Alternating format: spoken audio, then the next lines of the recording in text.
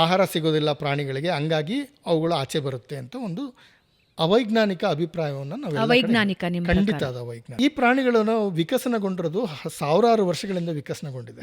ಅವುಗಳಿಗೆ ಯಾರು ಹೋಗಿ ಮಾವಿನ ಹಣ್ಣು ತಿನ್ನಿಸಿ ಕಬ್ಬು ತಿನ್ನಿಸಿ ಬೆಳೆಸಿಲ್ಲ.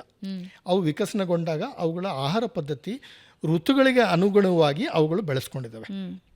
ಒಂದು ಒಳ್ಳೆಯ ಉದಾಹರಣೆ ನಾನು ಹೇಳೋದಂದರೆ ಮಲೆ ಮಹದೇಶ್ವರ ವನ್ಯಜೀವಿ ಧಾಮ, ಕಾವೇರಿ ವನ್ಯಜೀವಿ ಧಾಮ ಅಂತ 2 ವನ್ಯಜೀವಿ ಧಾಮಗಳು ಚಾಮರಾಜನಗರ ಜಿಲ್ಲೆಯಲ್ಲಿವೆ. ಈ ವನ್ಯಜೀವಿ ಧಾಮಗಳಲ್ಲಿ ಬೇಸಿಗೆಯಲ್ಲಿ ಸಂಪೂರ್ಣ ಒಣಗೋಗ್ತದೆ. ಎಲ್ಲ ನದಿಗಳು ಒಣಗೋಗ್ತದೆ, ಕೆರೆಗಳು ಒಣಗೋಗ್ತದೆ, ತೊರೆಗಳು ಒಣಗೋಗ್ತದೆ, ಹೊಳೆಗಳು ಒಣಗೋಗುತ್ತೆ. ಆದ್ರೂ ಆನೆಗಳಿಗೆ ನೀರು ಸಿಕ್ಕುತ್ತೆ. ಹೇಗೆ ಅಂತ ಹೇಳಿದ್ರೆ, ಒಣಗಿರೋ ತೊರೆಗಳಿರ್ತದಲ್ಲ, ಅಲ್ಲಿ ಮರಳಿರುತ್ತಲ್ಲ, ಆ ಮರಳನ್ನು ಕಾಲಿನಲ್ಲಿ ಬಗೀತದೆ ಆನೆಗಳು. ಬಗಿದ್ರೆ ನೀರು ಜಿನುಗುತ್ತದೆ.